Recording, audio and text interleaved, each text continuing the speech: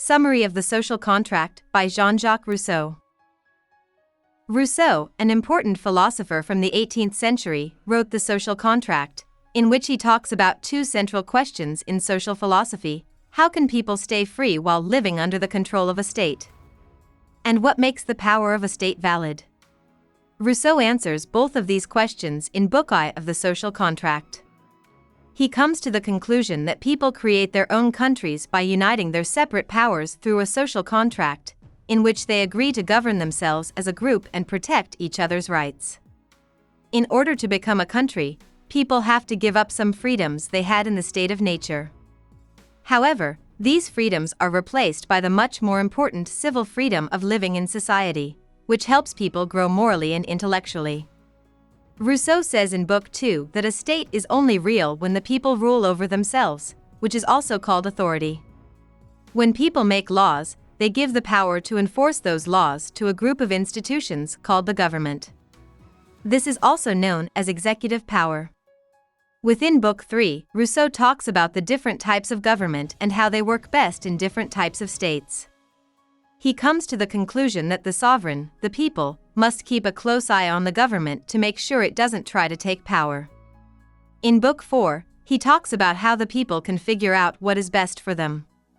He uses examples from the Roman Republic to show why all citizens should directly participate in making laws.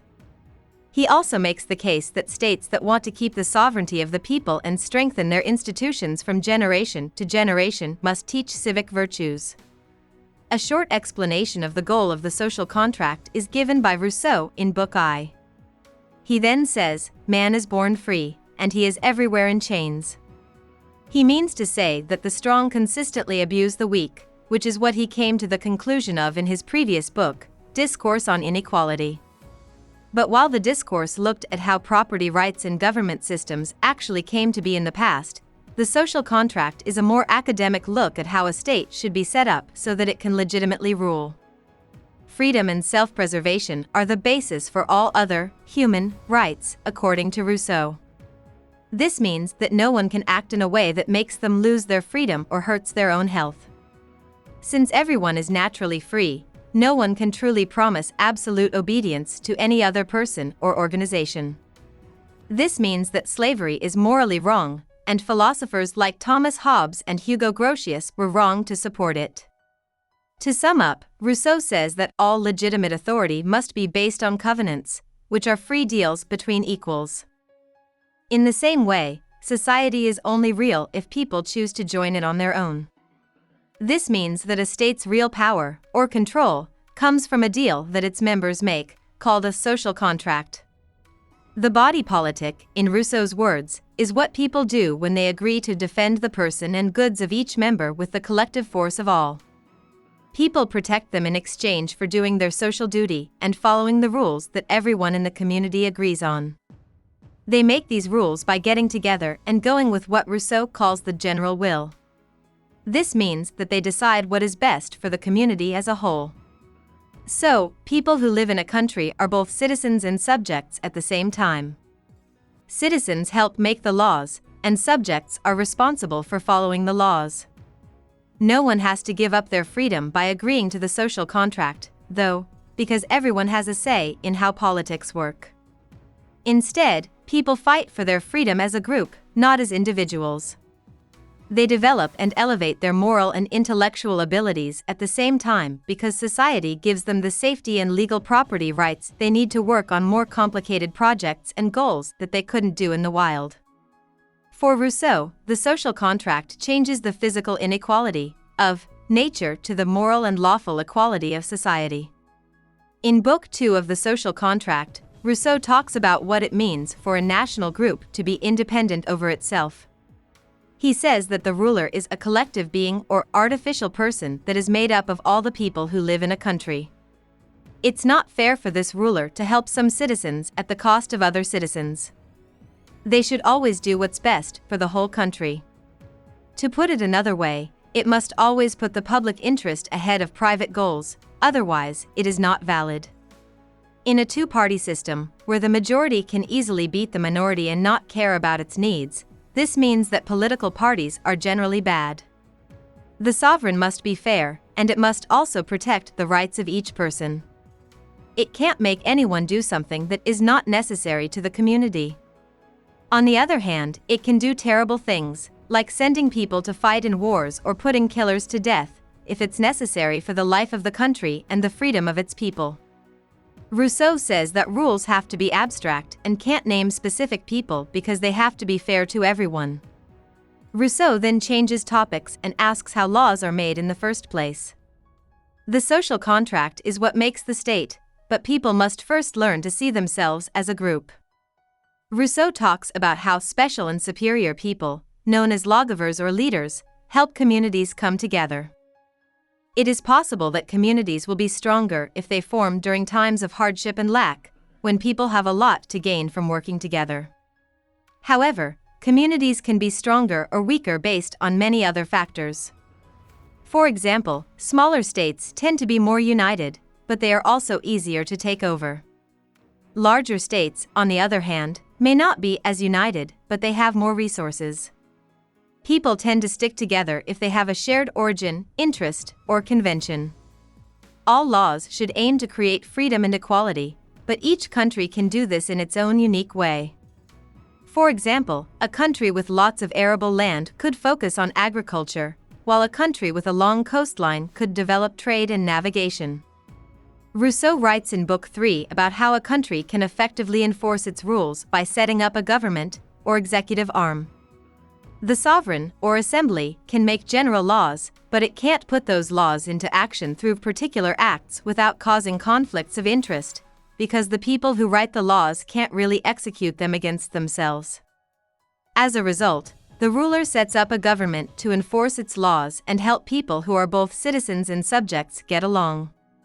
The government, on the other hand, works for the sovereign, who can limit, modify, and resume its power at any time. Next, Rousseau says that the size of the government is a key part of keeping society in order. For a bigger state's government to work better with more people and land, it needs to be more hierarchical, with fewer officials, or judges, at the top and more power for each one. Rousseau says that there are 3 different types of government: democracy, aristocracy, and royalty. But Rousseau uses these words in a very different way than we do today. He is only talking about how the executive power should be set up. He is sure that any state that is legal must be a democracy, which means that it must be run by and for the people. But when Rousseau talks about democracy, he means a form of government in which everyone helps carry out the rules as well as writing them. He clearly doesn't want this to happen because the point of government is to keep people from writing and following the rules at the same time. A royalty is also not a good idea because it gives one person full control over the entire executive branch. This can lead to policies that are pointless and don't work, even if the decisions made are good. Kings also often try to take away the people's power to make laws and rule by tyranny. Rousseau, on the other hand, likes aristocracy, which is when a small group of workers share the most power over following the rules. He does stress, though, that this kind of royalty should be chosen, not inherited. Rousseau agrees that different types of government work better in different situations, but he says that the general quality of a government can be loosely judged by how protected and prosperous the people are. In the end, though, every state falls apart, and it's almost always because the government takes away the people's right to make the rules. Rousseau says that to stop this and keep a state healthy for as long as possible, the people should regularly meet in a public place to talk about the laws and limit the government's power. Rousseau uses the Roman Republic to show how a country can really make its own rules by letting all of its members directly decide on them. When he says the people, he means all of them. In Book 4, Rousseau talks about a few more problems that are still bothering him about how he sees government. First, he says it again, the common will must include everyone's best interests. But he also says that people often stop voting for the common good and start voting for their own benefits instead, which is another sign of a republic that is falling apart. He talks about how elections should work and uses Rome's comitia, or meetings of citizens, as an example of how citizens can have power over their own country that isn't perfect. He says that sometimes officials of the state need a court system or tribunate, to keep them from going too far with their power. In the worst situations of power imbalance or national emergency, Rousseau even supports dictatorship. But not in the modern sense of the word, which is more like what Rousseau calls tyranny, but in the ancient Roman sense, where the word meant a magistrate who had complete control over the state during times of crisis. Lastly, he says that developing good morals in people is the best way to keep a government healthy. To do this, he suggests making a civil religion to teach and spread these values. Rousseau says that while Christianity teaches people to be good so they can be saved in the next life, the official civil religion should teach people positive dogmas that make them do good things in society and respect the sanctity of the social contract and the law. About the author. Jean-Jacques Rousseau was born and raised in Geneva, a French-speaking city-state that is now part of Switzerland. Rousseau's mother was born into the upper classes in Geneva and died while giving birth. This meant that his father, a watchmaker, raised him and taught him the trade and importance of being a good citizen. Rousseau's father was kicked out of Geneva because of a political argument when he was 10 years old. He went to live with a Protestant preacher and then worked as an apprentice for a notary and then an engraver. He quickly got tired of these jobs, so in March 1728 he chose to leave and become a Catholic. By 1750, Rousseau was mostly a composer. His big break came when his essay Discourse on the Moral Effects of the Arts and Sciences won a well-known essay prize. He wrote an opera called The Village Soothsayer for the King of France 2 years after that. So much did the king admire Rousseau's writing that he offered to pay him a pension for life. To everyone's surprise, Rousseau turned down the king's offer. He got into a public fight with the French composer Jean-Philippe Rameau the same year over whether French or Italian opera was better.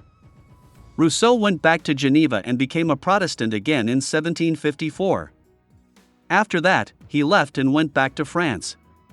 In the next 10 years, Rousseau wrote what are now thought to be his most important works: The Social Contract, 1762, the book Julie, 1761, and the novel and educational work Émile, 1762. But these works were too extreme for Rousseau's time. In both France and Geneva, they were banned and burned in public. The 1770s were Rousseau's last decade, and compared to his earlier years, they were pretty scandal-free. He helped Poland write its new constitution and wrote a book that said bad things about his enemies. In July 1778, he had a stroke and died. Hope we summarized it fully and you liked it. Please hit the like button and subscribe to our channel so that we are motivated to create more videos.